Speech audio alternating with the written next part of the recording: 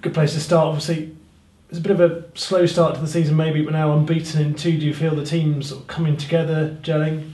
I do actually. Yeah, I think we're certainly getting better. I don't know what the results are going to be over the next few weeks, but I do know I've got more faith in the players than I had a couple of weeks ago, because I had faith in them, but their game wasn't showing me that.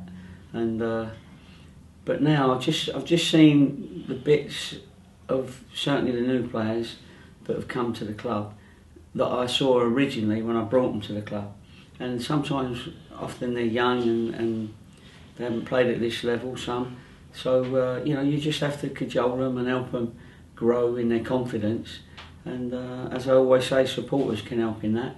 And I'm sure there's some people that have already made a judgment on some of the players, and that's a shame, because it takes a little bit of time sometimes before players, especially the ones we can afford, can come in and gain their confidence and get into our way of playing.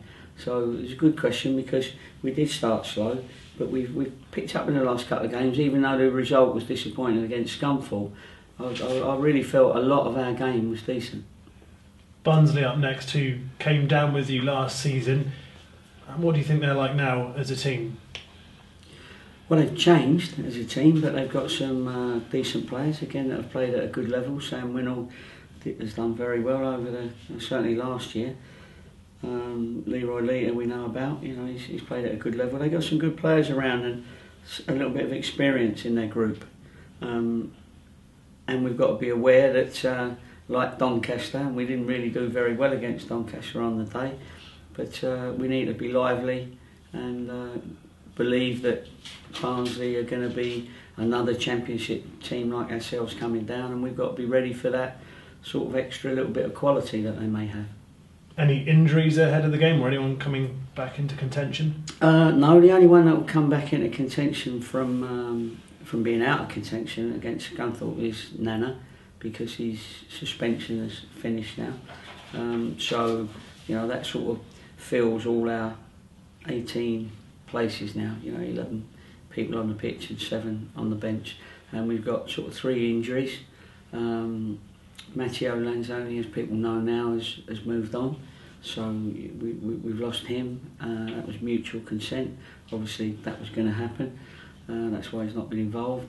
And but I'm comfortable, and I need to get our 3 lads fit: Berrett, Davis, and Joel Grant, because they're 3 good players, and we need that little bit more competition if we can.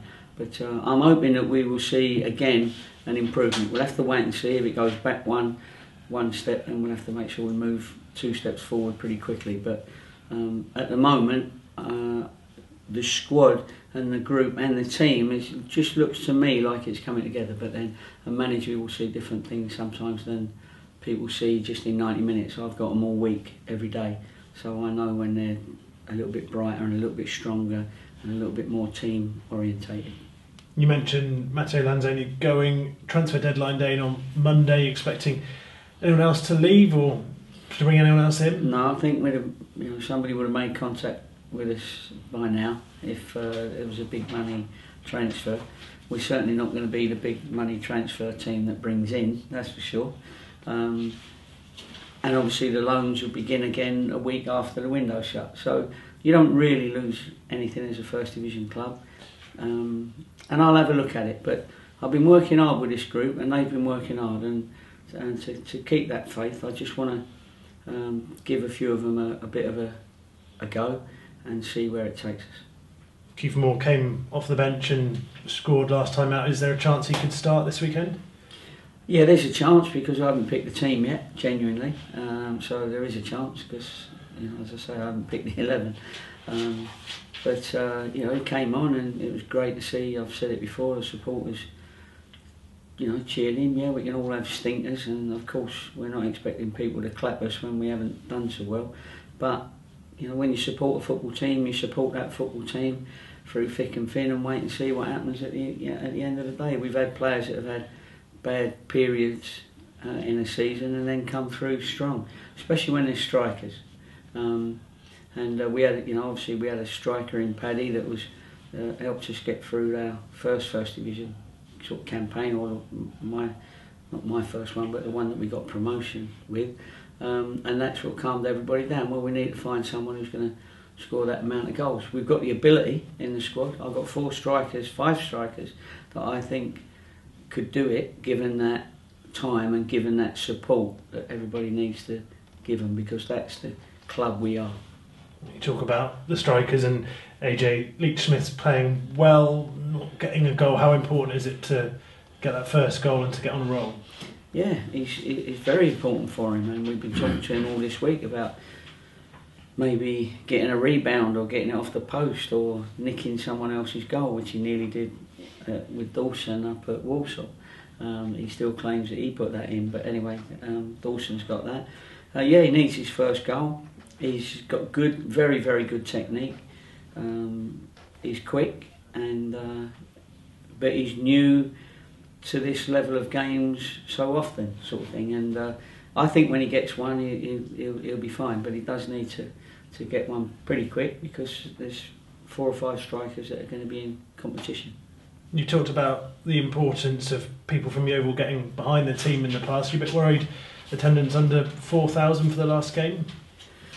Well, I looked at all the other attendances as well, and it's an annual bad weekend with a bank holiday and people going away, and it started off quite sunny.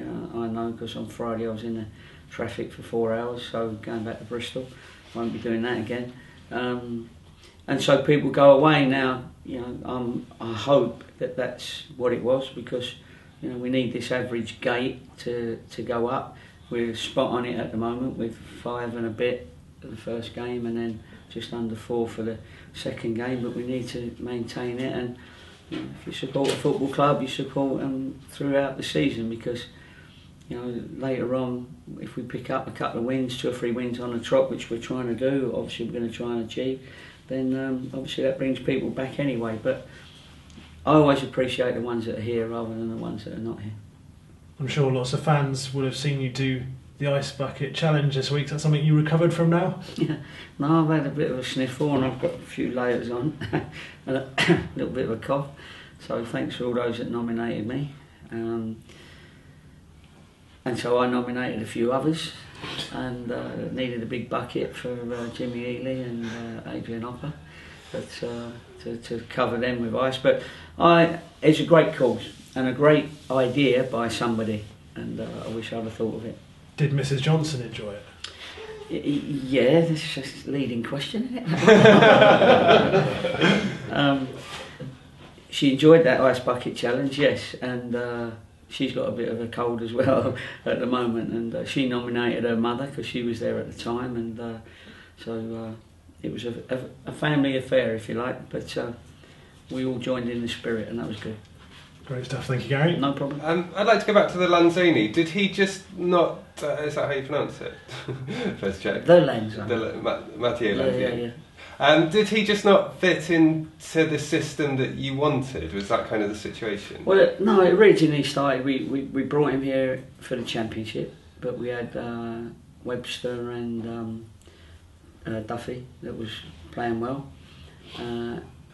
and didn't get injured that much. Matteo sort of got his bits and pieces of time on the pitch, and he's a great lad, and he's a decent player, but he found himself again in a position where he was behind another 3 centre-backs, in my opinion. So rather than keep him in for the whole season and him wait for an injury he needed to play games. He couldn't have another season not playing games. So really we wanted to help as opposed to hinder, and players need to play games, especially people like Matteo that train well every day, but the manager's got a pecking order, if you like, and if somebody goes beyond or so low in the pecking order that it's difficult to get them games, then you have to say, look, you've got to go out and earn yourself a career somewhere else, and that's what he'll do.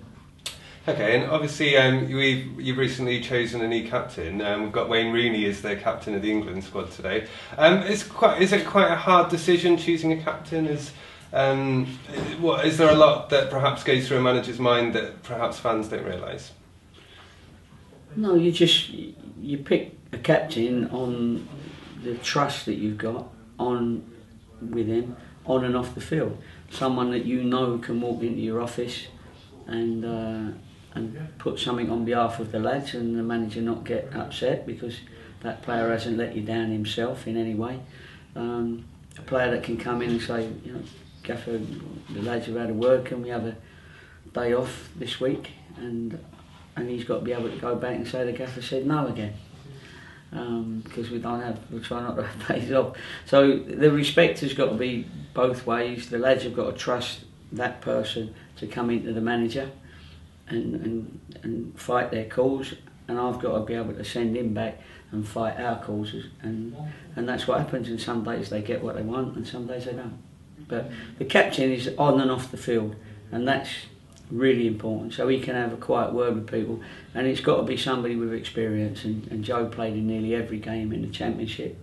I know him inside out, of course, anyway, playing wise and as a personality, and he definitely fits the bill. And so, you know, there wasn't a long line of people that were queuing up to be captain, and it sort of naturally happened. But everybody, I think, is understanding of why he's captain. Is there anyone you kind of encourage him to look up to? Is there any great captains? Obviously it's too early for Rooney now. Will Rooney be kind of someone you'd suggest that he should be looking up to? No, I don't think so. I think, you know, Joe's got to put his own personality on the role. He mustn't let it affect his own game. I think the last couple of games he's played really well, and so it looks like it's not affecting him, and that's good. No, you can't really look at. It's your personality and your character that makes you a captain, and you can't go copying anyone else, albeit a fantastic player like Rooney. I mean, maybe on the face of it, to us people that don't really know Wayne Rooney, it might look sort of like they've made him captain, but on the inside they obviously respect him enough to make him captain. So credit to him. Yeah, thank you very much. Right. I suppose it was a bit similar to when they made David Beckham in the captain. People thought Beckham captain. Yeah. Well, he went on to be a really good captain, I think. Well, I'm not too sure about Rooney now. No, but Beckham, an ambassador to the country as well. Yeah. You know what I mean? He's been on the forefront of all our World Cup stuff and all the, you know, the athletics and everything. So, you know, people see these. Sometimes we see him in a different light because we don't see him every day. But people respect people like Beckham and obviously Rooney to put them in that such a major role, really, because you are ambassadors as well as being captains.